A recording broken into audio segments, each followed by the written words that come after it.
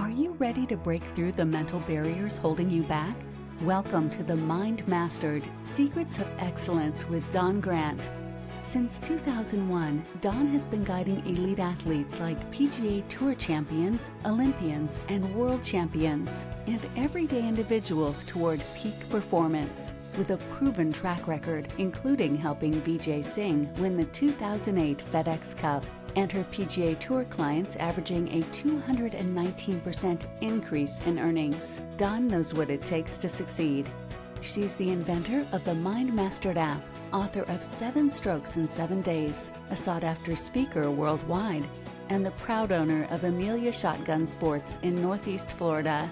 Join us as we dive into powerful strategies, inspiring interviews, and Dawn's unique insights to help you excel in every area of your life, sports, career, relationships, and beyond. And now, here's your host, Dawn Grant.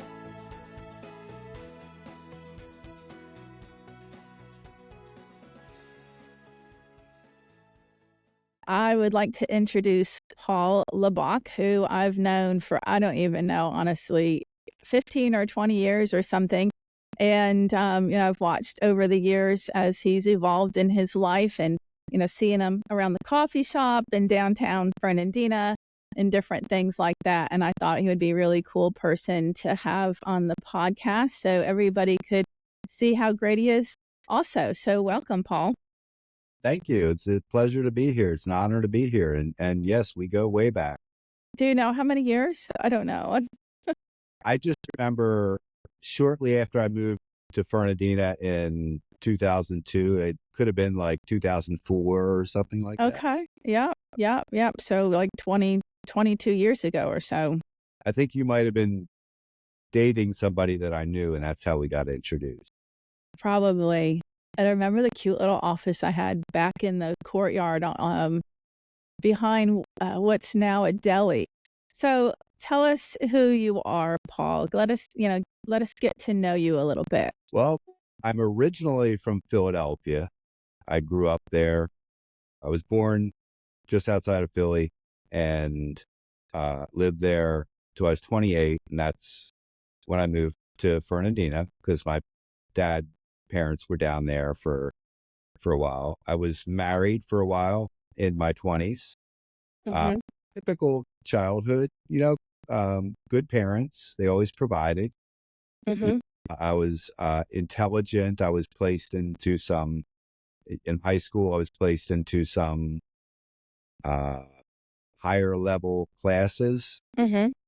For a while. And then did a little college after, it took me a while to kind of figure out what I wanted to do. I knew kind of deep down inside, as far as work, I wanted to do something myself because I had several jobs that I guess just weren't a good fit. Yeah. So you kind of wanted to be an entrepreneur, do your own thing, work for yourself, right? To do my own thing. Yeah. My days were more like, I wouldn't say crazy. Mm-hmm. I would say they were just, a typical 20-year-old trying to figure out life and all that stuff. So tell us, did you have a general idea as a youngster, like what you wanted to do for yourself as far as work? Was there something inside of you like pulling you in a certain direction? No, not exactly. It was more just a thought deep down inside that I'm not comfortable with these jobs, and I think that at some point I'm going to be doing something for myself. Yeah, or several things for myself. And how has that worked out for you? It's worked out good. It's given me more. Most of all, it's given me more peace of mind. Mm-hmm. And I used to think success was, and I'll say success in general, a lot of people, and myself included, success was the big house and the perfect wife and the, 2.5 kids and major, huge bank account.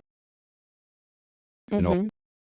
And as I grew and as I got older and as I learned and as I, hung out with different people, I realized that success was, that stuff is good, and it's important to be stable.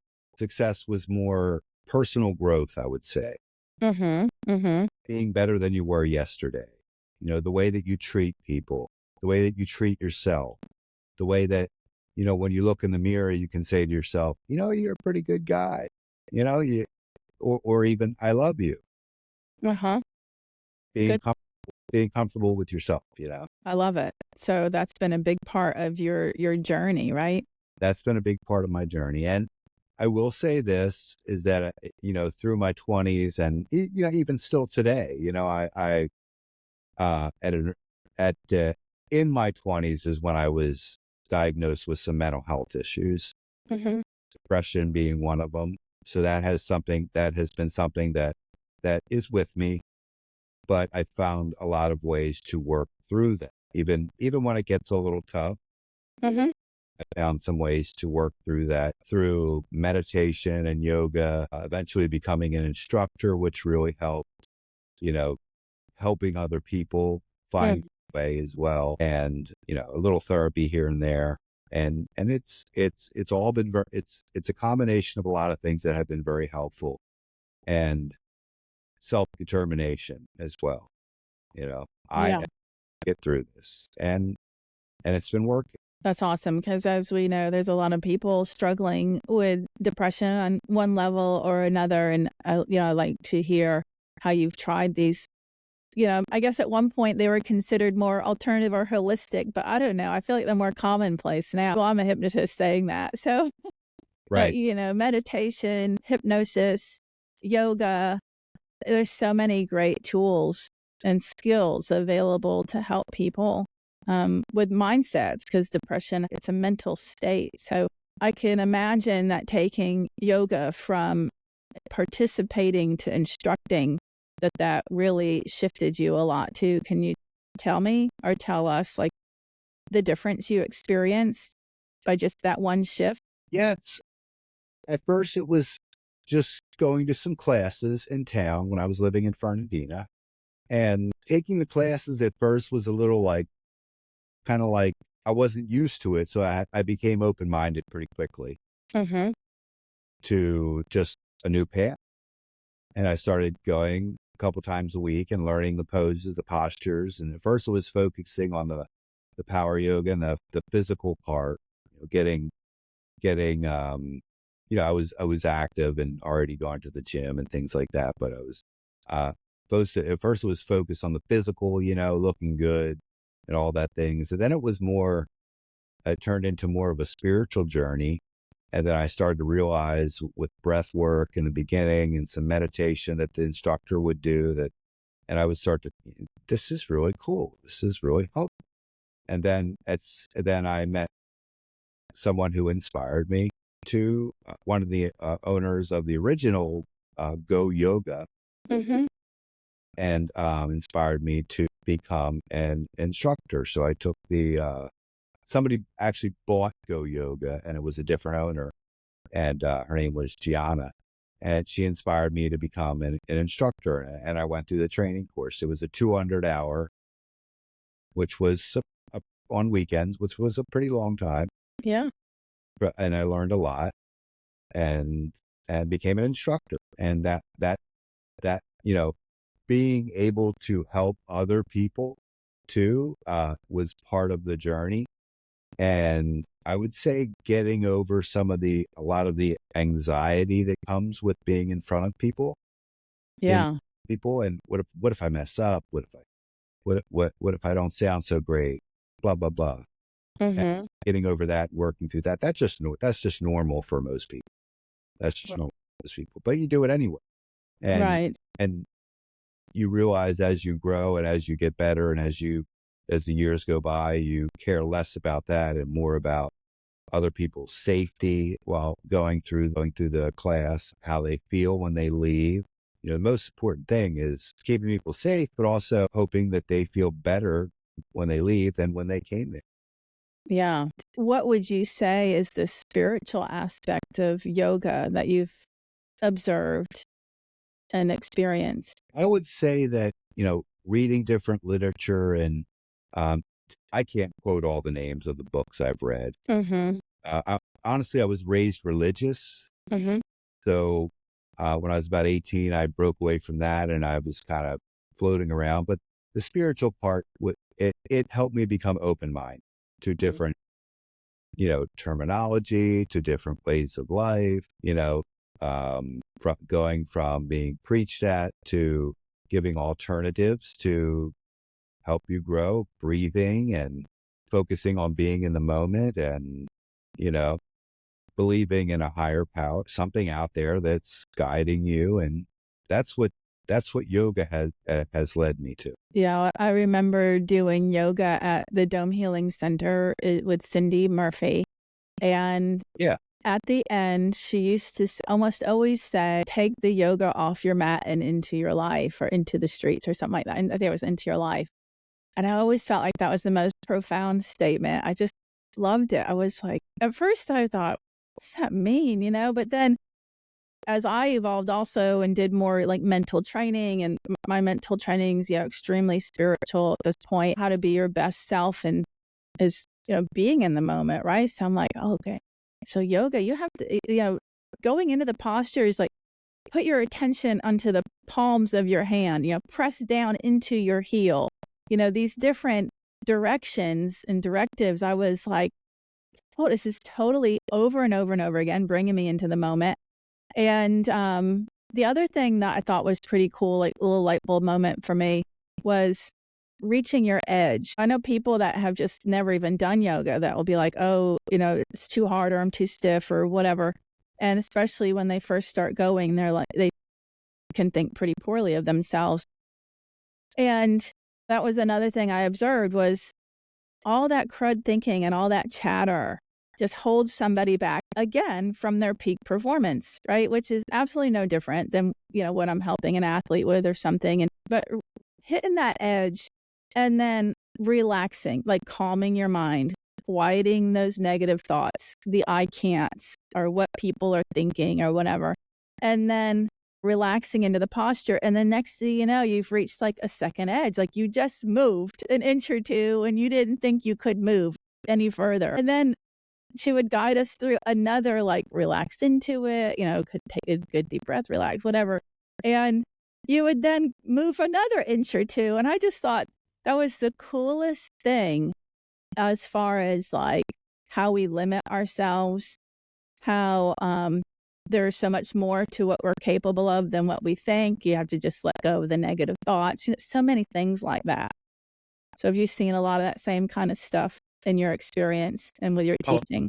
Oh, absolutely. And my own practice and teaching, it was really cool to realize not just growing spiritually, but as your body is changing, like you said, reaching your edge and not only getting rid of the negative thoughts in between your ears and changing that way of thinking without even forcefully changing it. It's a magical kind of thing where it starts to change automatically. But as far as your body, reaching your edge and thinking, well, I don't think I can go any farther than this. And then maybe a few months later, you're a little deeper in the posture.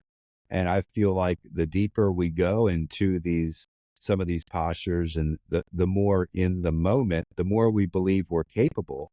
So anything's possible. And also that your body starts to change as far as not just focusing on what you look like, but what you feel like. Yeah. Wow, I've gone deeper and you're more stretched. I'll give you an example. I used to have back problems. It's been a long time since I've had an injury like that. I give the credit to yoga, reaching your edge, practicing. I also got into, as time went by, reaching my edge and then doing some of the harder postures, just kind of being able to do them from practice, like handstands and arm balances and things like that. Yeah. So, over time, as I got older, I kind of backed off of that, focused, more on some of the simpler postures. Very helpful as well. A lot of the athletes I work with actually do end up recommending yoga because it works well with the mental training. Another thing I had observed was when you are looking to do a balanced posture, you absolutely have to be present in that moment. Like the moment your mind goes, oh, what am I having for dinner? Or what did that person say to me earlier? Or what do I look like? Or whatever. The moment that your mind goes to something else, you lose balance. And it's such a great exercise for practicing presence. Yeah. Good stuff. I totally agree. Totally agree. So you had mentioned meditation also. So is that something you do regularly? Yes. Yes. I read, some spiritual literature, different spiritual literature, and focus on that. And like you said, just as we carry yoga off the mat, it's practice, and be nice and kind and all that stuff in the class. But how are we acting when we leave there?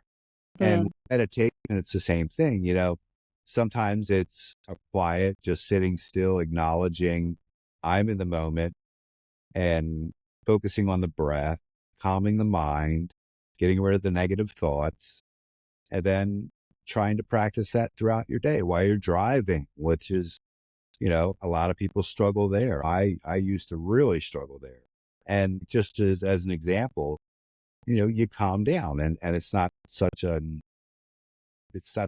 stressful situation. Yeah. Years ago, when I was looking to try to understand the different kinds of meditation, and then also because I'm a hypnotist, to look at the parallels and the similarities. And, at this point, the state of mind is the same, like alpha and theta, or alpha and theta, right? So it's kind of like, what are we going to do when we're there is kind of what I see as the difference between meditation and hypnosis. But Zen meditation, I thought, was interesting because they literally sit on the edge of a hard chair. Like it's very deliberate to not just, lay back and get comfortable. And it's like sit on the edge, straight back.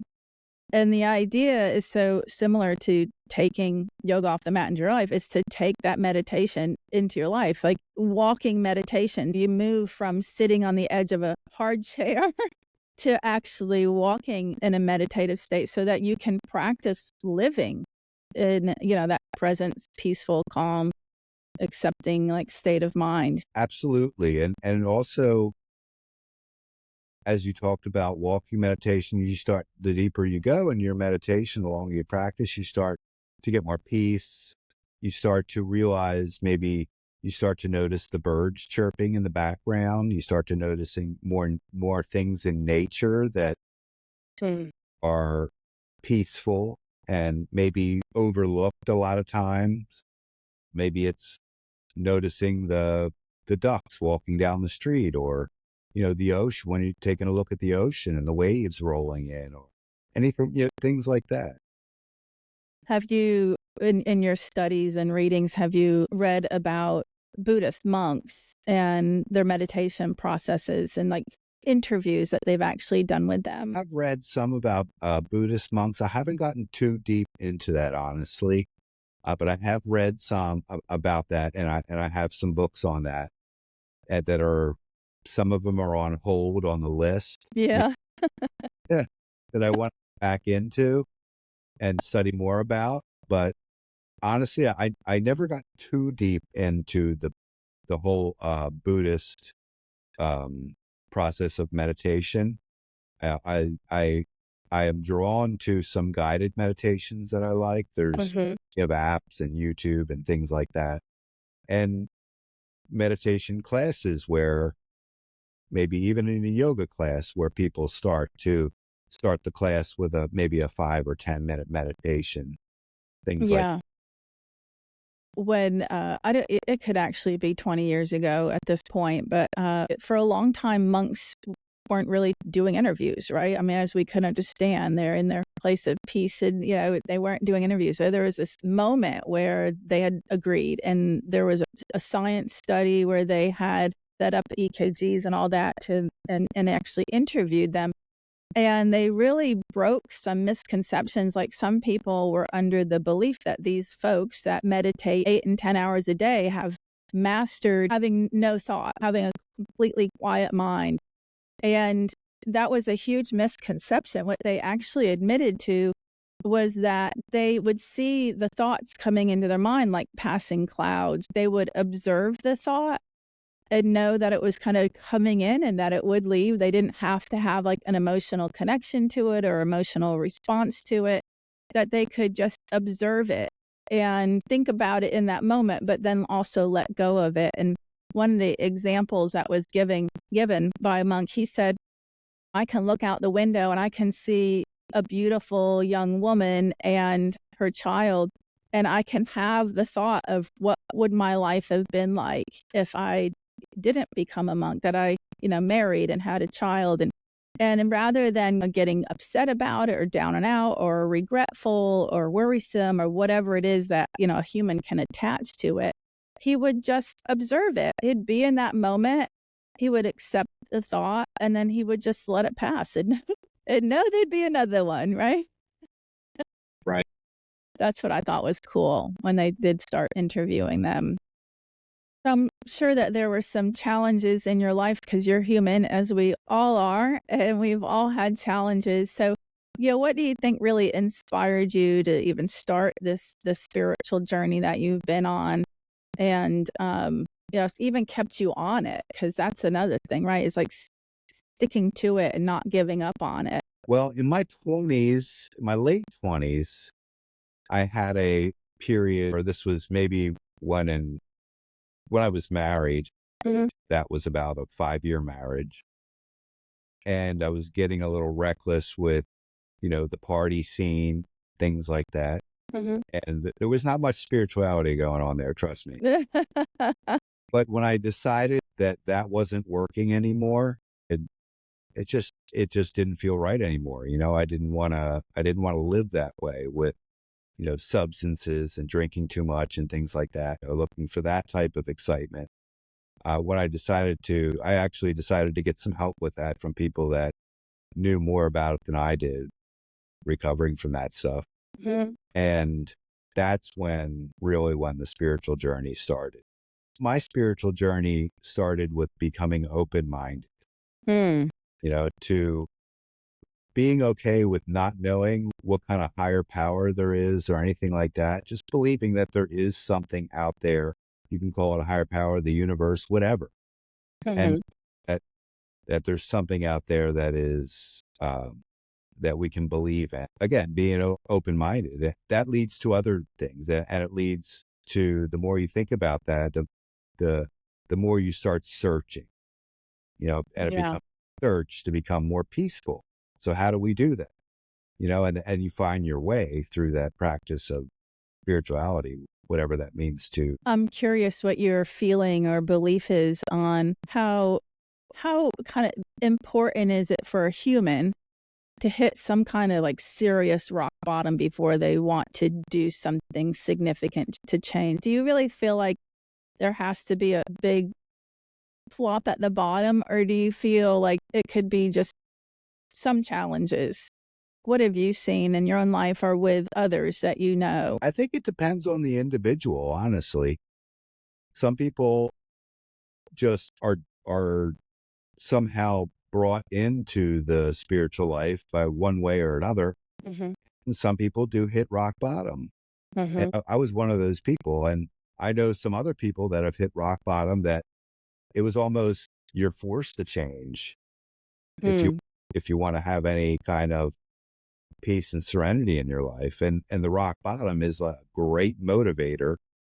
Now, it's not suggested, but it's a great motivator if it does happen to anyone to change. Yeah, as a mental trainer, but also in my own personal life, I feel like I've seen a lot of proof of that. And it's really sad to watch because, as an outsider watching somebody else struggle or even make choices that seem to be toxic or harmful or destructive to their relationships or to their health. And yet somebody like me, I'm a caretaker, right? So I'm the one that wants to come in and rescue or guide this person or show them a better way. Like all these what are I now see are crazy things. Like, I mean, granted, someone could hire me, but otherwise I need to shut my mouth, right?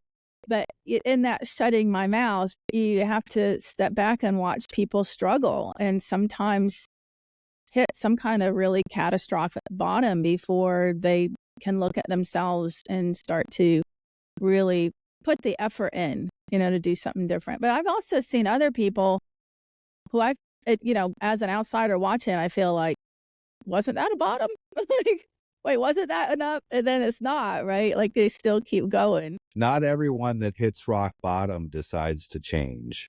Yeah. And that leads to some pretty bad stuff for some people. I've also seen that. Yeah. And honestly, I don't know why that works. And like you, I don't know if I consider myself a caregiver, but I do care.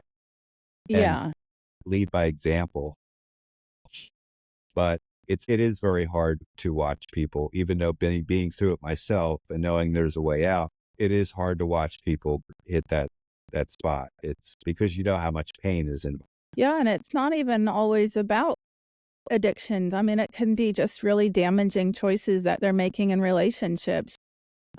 Just kind of a goofy example, but I'm thinking back, 10 years ago to Tiger Woods or however long ago that was. I don't know if he was using drugs or alcohol. He may or may not have been, but he made some really poor personal decisions that caused him to really hit a bottom of some sort. And that's another thing I've observed. It's just kind of this human tendency. It doesn't really matter what subject matter that person is struggling with. They can hit bottoms for different topics in their lives, I guess is what I'm saying. Very interesting, I guess, aspect of human behavior. So, yeah, I knew that you had the spiritual journey that you've been on, and I've watched your growth close and even from afar. And that was one of the reasons that I wanted to have you on the podcast, because, even though you and I haven't had a conversation in years, I still would see you around town and I could see the difference in you, which was really cool. I love that. Yeah, because I appreciate that. Yeah. Appreciate that. And Yeah. I want to say real quick is that, part of change and wanting to change ourselves, wanting to grow into something different is self-awareness. If we don't have the self-awareness that what's going on is not healthy, we're not going to change. Yeah. Which, makes me think, does that go hand in hand with some level of hitting a bottom? Like, is that the way that a person goes, wait a minute, I'm the common denominator here, because again, I've seen it with people in just their personal lives where they're in complete denial, or they're still pointing the finger at the other person for all their miserableness, all the toxicity of their relationship or the destruction of their relationship. And they're pointing the finger like, it's all your fault. And they're not pointing it back. And so I kind of feel like the two might go hand in hand. Like you start pointing the finger at yourself when it hurts enough. And you're seeing that you're the common denominator, right? I do believe that. Yes. And I think that does go hand in hand with self-awareness. When we feel so bad, we think maybe there's got to be something different. Yeah. And then we start, part of that change is, we take the finger pointing, like you said, back to ourselves. What can I do differently? Not everyone's going to treat you well. Not everyone's going to be nice. But if we play the victim the whole time, then it's always somebody else's fault. If people would just treat me better, I'd have a better life. And I think that's a kind of a delusional way to look at it. Yes, absolutely. And a way to just stay stagnant, right? Because we can't change other people. So if I'm going to be in this position of my life would be better if that person changed, then I'm just ultimately always going to feel cruddy because it's really me that's got to change, right? Absolutely. It's ourselves. When we take that focus on ourselves, then we do become more aware and more motivated to do something different. Which takes work because, whoever we are, let's say at 40 years old or 50 years old, there's 40 or 50 years of reinforcement and repetition and belief systems and habits. Like it's all pretty ingrained. So change is very challenging. And, you've got to be motivated or else you won't stick to it. You'll just go right back to whatever was familiar. I think it's really obvious when it's related to alcohol or drugs, or let's say just cigarette smoking or candy, addiction, or anything that's kind of like habitual, or even on a time clock, this is what I do on Friday nights, or this is what I do on a Saturday. And you have to rethink, what am I doing on a Friday? What am I doing on a Saturday? What am I going to do when I get home and this partner is doing the things that I think is horrible? You have to really be mindful in those moments, right? And stick to a new decision, which is hard. Yeah, stick to a new decision, which is hard, and it could even lead to thinking, well, as far as maybe coming home to a partner or wife or husband, that maybe this isn't working out like I thought it would. And then, we have to do what's best for ourselves. Mm-hmm. Instead of people pleasing, and how a lot of people stay in situations that are uncomfortable because they're afraid of change. Mm-hmm. Big time. I've definitely observed that as well. And I would say that I've done it myself. I've been in 2 marriages. Both of them were pretty toxic. I'm out of them, but I didn't get out the next day. I had a lot of work to do on myself to get the strength to get out. But the courage, the strength, the commitment, the overcoming the fear, and then ideally learn so that I didn't do it again. But so many, that as well. A lot of people stay and keep pointing the finger and they will probably, live and die that way. They may not change. And I think that, that's kind of part of this human existence, is some will do the same thing all the way up until it's time for them to transition. But others will take a look at themselves and put in the effort. And to me, that's success too. I agree with you, Paul. I'm not an athlete myself. So I've never been the person who's like, my goal is to win, right? Win this event. And, it's always been more about helping people to be happier and live healthier lives. So, even though a lot of athletes come to me, it's really about helping them to be their best selves. And that applies to every human. And so then what happens is I start to see these patterns that are just human conditions, really. And some of them will help you to have excellence and success in whatever category of your life, and others are going to keep holding you back. And it's all this stuff we're talking about. It doesn't matter what the goal is for a person, or multiple goals, or say different categories of their day or their life, because it could be self-care, it could be relationship, it could be career, it could be sport. It's all the same. What makes you a great person in all these areas? And you're talking about some good stuff that related to what you've personally experienced that's helped you to be successful in your health and in your life and in the direction you're taking your life and your evolution through time and the choices that you've made. And it's an ongoing process. It really never ends. We keep growing. It's like we may be fine for a while. We may be comfortable for a while, and then we maybe find a hurdle, something that we need to grow through again. And realizing, I think part of the process of growth and spiritual growth is realizing, hey, I'm not perfect. At the same time, I want to change this. So right now, this is where I'm at. I'm not perfect, and that's okay. Mm-hmm. As long as we're not really, causing harm to someone else and things like causing disturbance to another person or a partner. Yeah, and that's a very interesting thing that I see a lot with the athletes, which again, they're no different than anybody else, but that belief that they need to be good right now.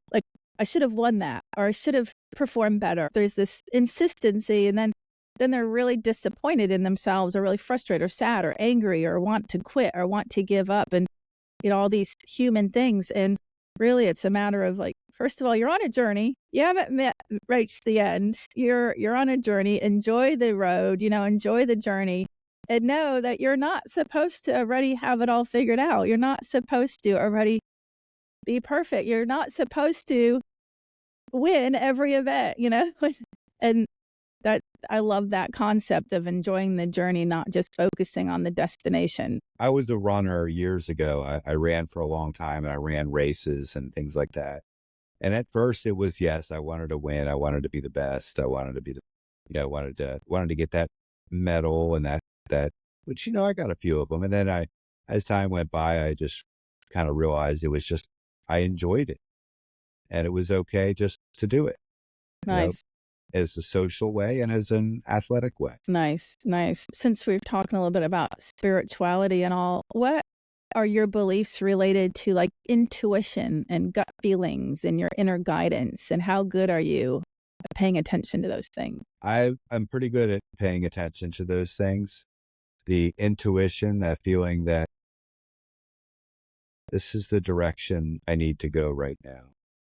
And everybody has their beliefs, whether it's God, the universe, higher power, whatever you want to call it. It doesn't really matter. The intuition comes in and we either listen to it or we don't. And I believe when we don't listen to it, we struggle.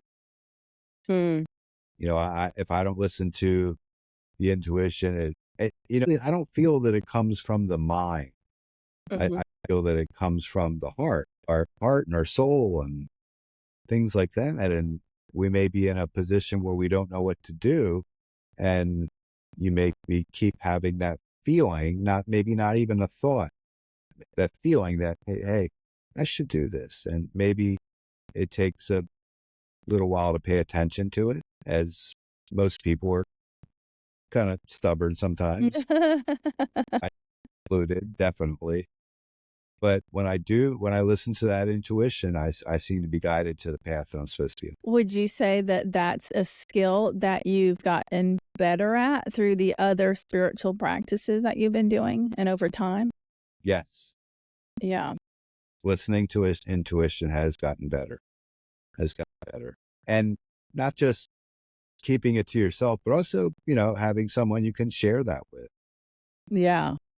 Yeah, having that vulnerability, or even, whether they're going to judge you or not believe you, or if you're even misreading your intuition and then it doesn't come about the way you said, it's not being afraid to say it, right?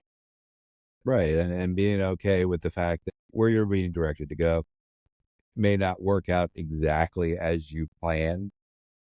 I'm a big planner. Like sometimes I'll think to myself, well, this is exactly what I want. And it rarely works out like that. Yeah. But it works out for the best. Yeah. That's a big part of my training with folks. And my observation, both from my own life, but also with people that I've worked with, is that, typically on the front end, there's a lot of chatter. Like there's a lot of doubt and worry and fears and regrets and just all that kind of, I guess, misuse of the mind, right? And so when somebody goes through my training, and as I said, I've experienced this myself, you can start getting rid of all that crud, right? It's like weeding out the garden.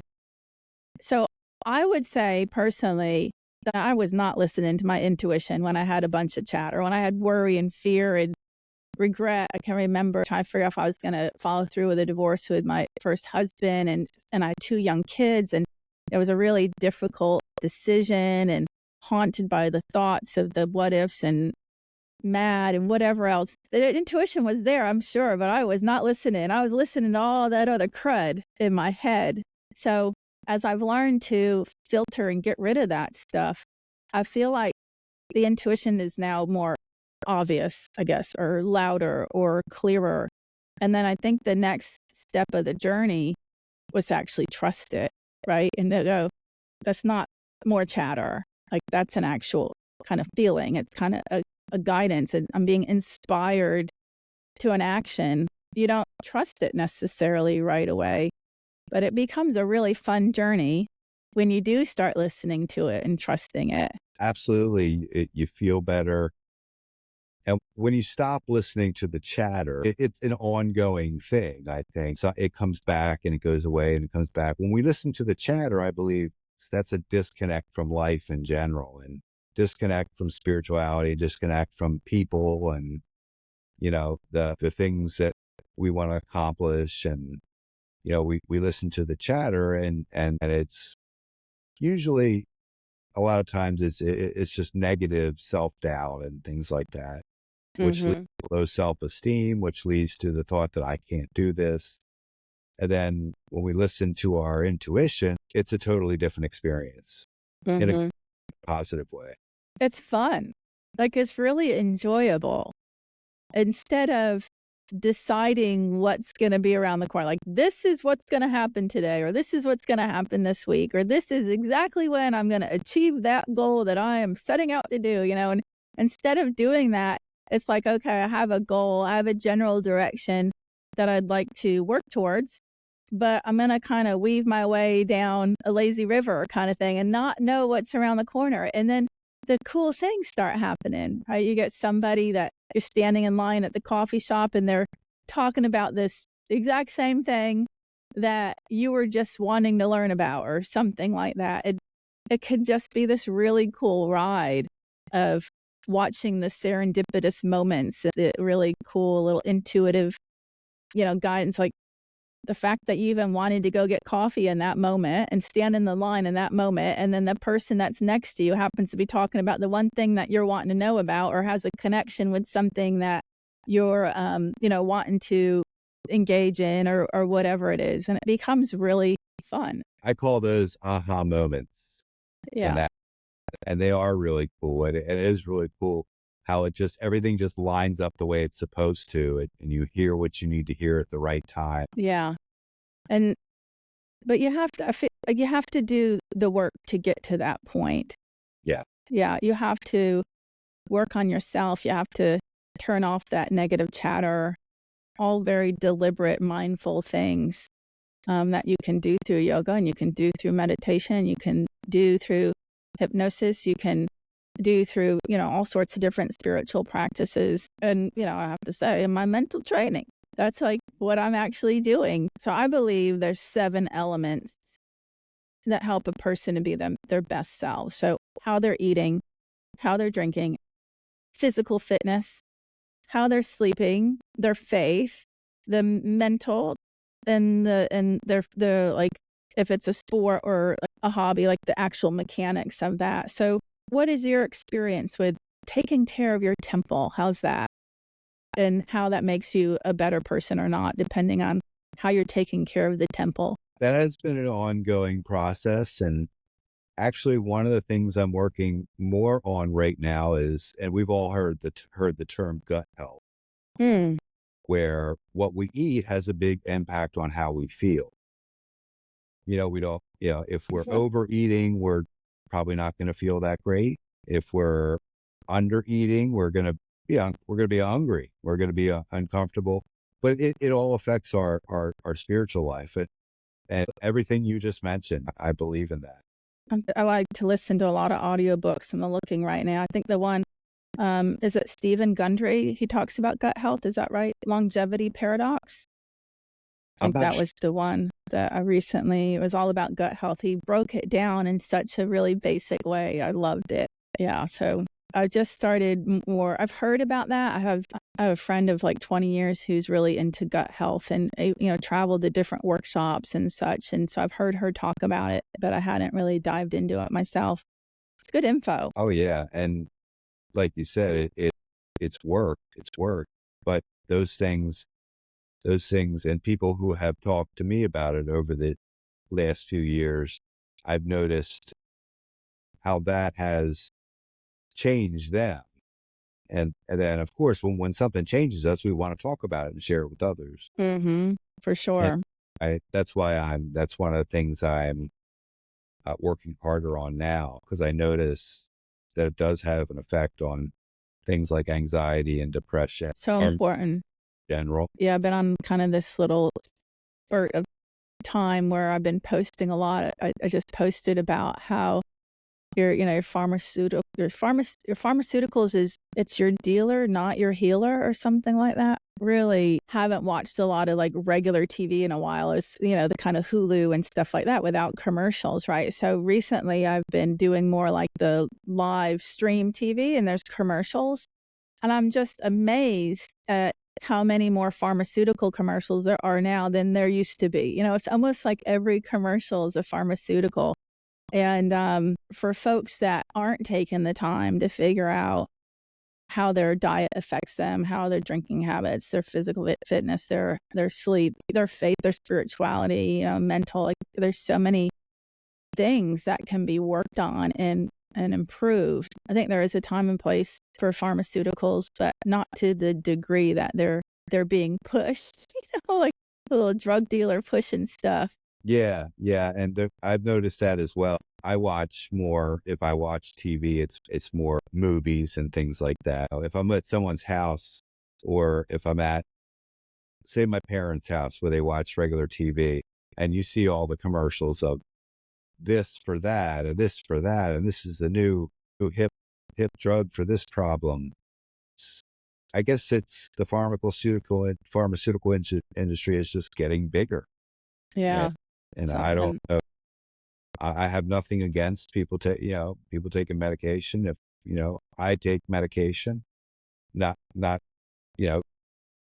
simple stuff, nothing, not tons of stuff. Mm-hmm. And I know it helps. And there's a limit to where the whole thing we've been talking about today, growing, changing, and, don't believe a pill is going to do that.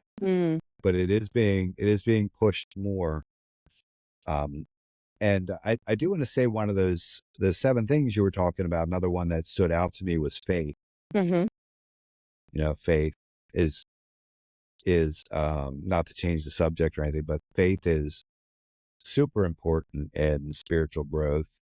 Like, okay, this is possible. This may not be happening right now. I may not be changing this particular thing right now, but I have faith that even if it's just a simple, I have faith, it's all going to be okay.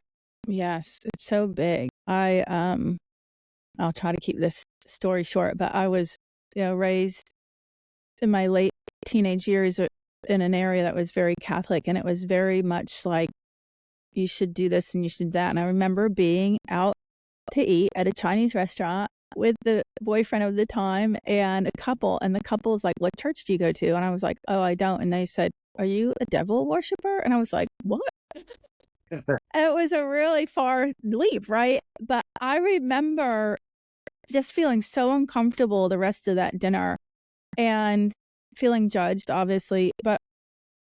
And I thought, I will never be like that. I don't ever want to put somebody in that position. Because I moved around a lot too, because my father was in the Navy. So very frequently people were like, "What church you go to?" And in my new town, the next new town, the next new town. And I kept thinking, why is that the golden question? And why do I get that look when I say I don't, or I don't go to theirs, right? And they're like, "Come, we'll save you." In my early and mid and I guess even late 20s, I was like, I'm just not ever. I love God, who I consider my higher power. I believe in Jesus and what he did in life. I didn't ever want someone to feel like there was something wrong with them if they didn't follow my beliefs. So I didn't talk about it. I thought those words are not in my vocabulary. And it wasn't until I started going to Al-Anon in my early 30s that I loved it, because it loosened the grip on what does it mean to have a higher power? Like, you define it yourself. I remember somebody in a meeting saying, it could be the table for all we care. Like, it could be anything. Like, you define it. And it loosened the boundaries so much. It gave me the freedom to define it for myself and not just turn it off. My life changed significantly once I started having faith, and it's so powerful. And I can see then how it can just change a person's life. And no wonder they're like, come. It, to some degree, faith is, being able to let go, let God, and just as a concept, that concept of believing that there is truly this higher power, a power greater than me, that I can pass something over to or plug into. Like, how amazing. And when you do that, life is totally different as well, right? Yes, yes, we think a lot alike on those terms. I became a drummer maybe 12 years ago, Mm-hmm. and I was playing drums in a church, and you know, the people were great. They're really nice, and um, I just didn't feel comfortable with the idea that you had to do this or do this to get into heaven or get somewhere. You know, I myself would never say that to somebody else, and Mm-hmm. there's certain things they don't strike me as something I want to take into my thinking too much. Mm-hmm. Mm-hmm. Yeah. Yep. I can understand that. And I feel like that's a big part of why some people like you and I call ourselves more spiritual than religious, because there's a feeling of unconditional love. It's not conditional, right? That even the God isn't putting conditions on certain, how you're going to get to heaven or whatever. So No, an unconditional love is something to aspire to. I'm not saying that comes easy. The ability to not have a condition on somebody and what they're doing or not doing in order to love them. Now, that doesn't mean staying in a situation where you're a doormat and being abused or super uncomfortable. You could still love. You can still be like, okay, I love that person. I can see where they're at, but it's not for me. And I want to come back over here. But that's no reflection on whether they're doing the right thing or not, and whether they are going to get a certain place or not. It's like, okay, we're all on this journey. We're all doing the best we can, and I can choose where I want to spend my time, but I don't have to put a condition on, how somebody should be living or not living. But it's an interesting balance to figure out how to find that spot. I believe that religion is right for some people, and Mm-hmm. for some people, really, that's their thing. I'm not saying anything bad about it. It's just the word itself is not for me particular. But Mm-hmm. for a lot of people, it seems to work. Like we're all different. We're all wired differently. We are, definitely. And I feel like that's a part of, again, unconditional love is accepting people for where they're at and what their beliefs are and what they choose to experience. And there's no judgment on that. To me, those are practices of being a spiritual person, and somebody, whatever religion they're choosing or not choosing, whatever place they want to worship or no place, whatever it is, there's a level of acceptance around that. Just this morning, I was reading a little motivational quote that said, it was about judging others. Mm-hmm. Judge someone, I understand, where they're at, and that can help with or what they've been. We don't know what they've been through or what led them to, you know, be where they are today. Just like someone might be saying that the same thing about me, judging me and not knowing where I've been or how far I've come, or Mm-hmm. we just don't know. But judging others is not. It is more of avoiding looking at ourselves, Mm-hmm. Mm-hmm. or not avoiding looking at we may be doing the same exact thing they're doing. Right. And that's always like, there's so much we can learn about ourselves by looking at others. And the moment that we're like, oh, I really like that, and there might even be a feeling of jealousy, is an opportunity to go, wait, there's nothing to be jealous of. It's just something that I enjoy seeing, or and that's something that speaks to me. Now, then I can make a choice from that. Do I want to move my life in that direction, or is it just something that I can appreciate in another person? Humans tend to go to like jealousy instead of acceptance in that area, and I think that whether it's a positive like that, like something that you look up to, or even what we might consider a negative, where we might judge somebody, it would be a matter of like, okay, so this is making me feel a certain way, but that's really a reflection on me. that's something that I don't particularly care to do myself or don't particularly care to experience, but I don't have to put them down about it. Like I can just use that as a reflection to myself. Am I being as honest as I could be? Am I being as faithful as I could be? And things like that. And so it's just a moment of letting whatever you're observing be a mirror for yourself. I always like to say that when people are working on acceptance, it does not mean staying in an abusive, toxic situation, right? Because I feel like that's can be misinterpreted. I misinterpreted it, early in my 20s and all that. I had misinterpreted. I'm like, oh, well, all people are different. They all have their flaws. And so I'm supposed to be peace, love, and happiness and accept it. And like continually got stepped on, like literally unhealthy situation. So I had to kind of redefine what that meant so I can accept that person's a liar or a cheater or manipulative or steals from me or whatever. But then I then need to make some decisions for myself around that, right? Like move out of that situation, or like as an employer, fire that employee and not just accept and embrace it and be like, sure, you can stick around even though you're stealing from me, Yeah, there is a fine line between those things. Even when it comes down to having close friends that maybe we don't agree with everything they're doing or saying, and ourselves, well, you know what? They're my friend, and I'm going to accept them the way they are, as long as it's not harming us. Mm-hmm. At the same time, as long as we're not judging them and becoming kind of critical of them. And if it starts to show, then that's harmful to them. That's not a really good way to live. Yeah, I was recently faced with a scenario where there was a person that I knew was cheating on their partner, and the partner was being lied to, and I was friends with them both. And then in the same room with both of them, while the one person that was cheating was acting like everything was fine, and it made me physically sick. And I did work on, because somebody I cared about both of them, kept working on accepting and trying to be in this. That's them. That's what that person's choosing to do. But it literally made me physically sick.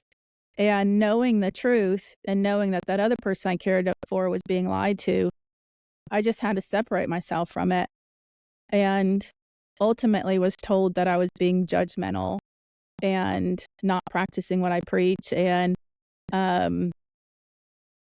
judging and condemning. And I was like, actually, I just can't be around it. Like, I just can't be in that situation and know this information and the hurtfulness that's occurring. You know what I mean? Yeah, being in a situation like that, I would definitely have to back off until it worked itself out the way it was supposed to. Yeah. Some people work it out and they stay together, and some people, it could be really bad. But yeah, like you said, and that's a tough place to be. But like you said, backing off and taking yourself out of that situation, so you're not taking sides and you're not adding to it, making it worse. Yeah. But it's really cool when you can acknowledge the fact that, hey, I really need to take myself out of this certain situation and let them figure it out. And it takes a lot, because especially when it's like you had said, somebody that's you're close with or a friend, and when you're practicing spiritual concepts, like it's like, wait a minute, I'm supposed to be accepting. I'm supposed to be unconditional love. I'm supposed to be non-judgmental, and I'm like, okay, wait, I am working on all those things, but at the same time, I can't.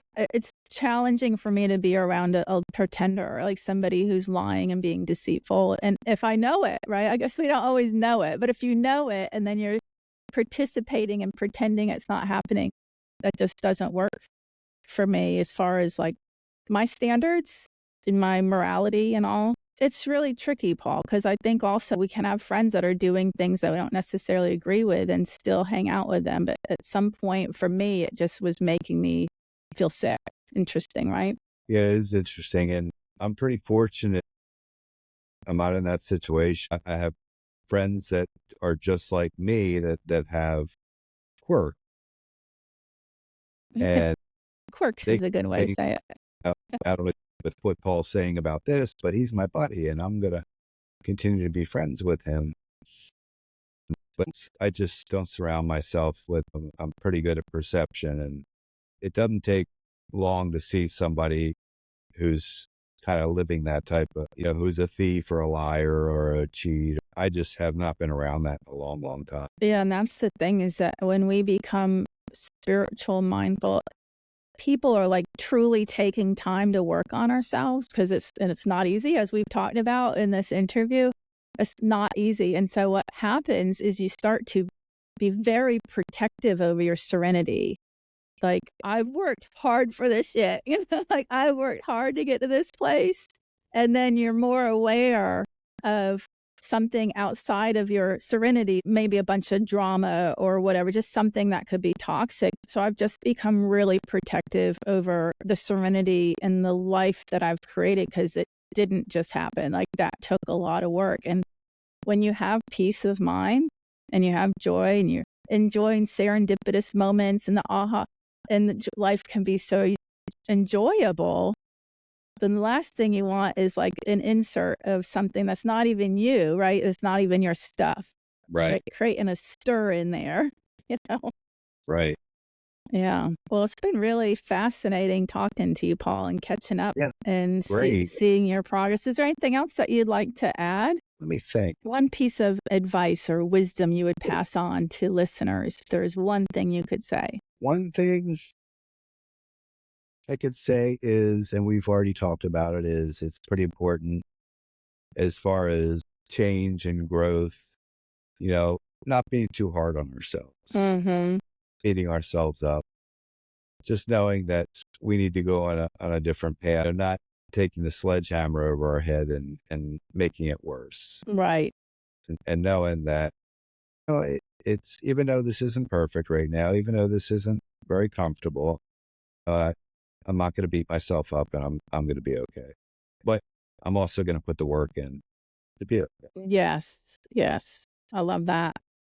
Well, I do want to tell listeners that if they go to dawngrant.com/free, that I have a bunch of free stuff, whether it's for my mental training or hypnosis or my Mind Mastered app or even the Shotgun Club. Like, you can get a free golf cart or push cart rental by going on that page. So check it out. And, Paul, I hope to see you around downtown Fernandina when you're in the area with the coffee shop. That's where I always would see you. And, you're doing some car detailing now also? Doing car detailing. Do you have a website for that? Actually, the website is down right now. Email, phone number? Phone number, yeah. I'll give you it real quick. My number is 904-415-0110. And I actually live in Jacksonville now, but I'm up in Fernandina a lot, that area. So car detailing and yoga instruction are your main things right now, other than some other new stuff that you might be doing in the future. Yeah. Well, very cool, Paul. Thank you for being a part of this. And maybe I'll see you at the Shotgun Club sometime. Now, what is the shotgun? Oh. I own Amelia Shotgun Sports in Yulee. Oh, okay. Yeah. I know that. Yeah, 7 years, almost 7 years. Yeah, you can shoot, skeet shooting, sporting clays. We have rentals and everything. So you just come if you want to shoot at some clays. Great. Well, thanks for having me on here. This has been really neat. I really enjoyed it. It's been good catching up with you as well. Yeah, good catching up with you too. And thanks again. Thank you for tuning in to the Mind Mastered Secrets of Excellence with Dawn Grant. Whether you're an elite athlete or pursuing success in your career or personal life, Dawn Grant's expertise and insights are here to guide you. Don't forget to visit dawngrant.com/free to grab your exclusive free resources, hypnosis audios, mental training tools, and even a golf cart at her club. If you enjoyed today's episode, follow, rate, and share this podcast. Stay connected with Dawn on all social media platforms for more inspiration, tips, and updates. Remember, mastering your mind is the key to unlocking your full potential. Until next time, keep pushing your limits and striving for excellence.